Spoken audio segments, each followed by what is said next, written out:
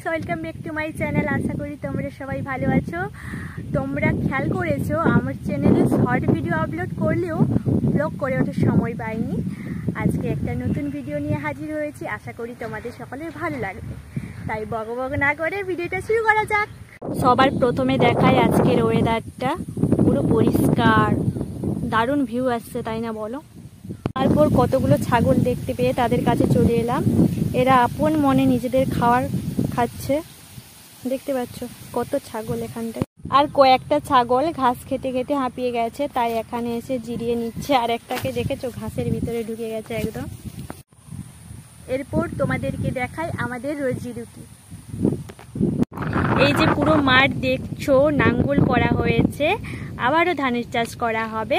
তারপর ওই পুরো মাঠ জুড়ে সোনালি ফসলে ভরে যাবে, আর সেই সোনালি ফসল বাড়িতে নিয়ে যাওয়ার জন্য চাষিরা অপেক্ষা করে থাকবেন। ব্যাপারটা দারুণ, তাই না বলো?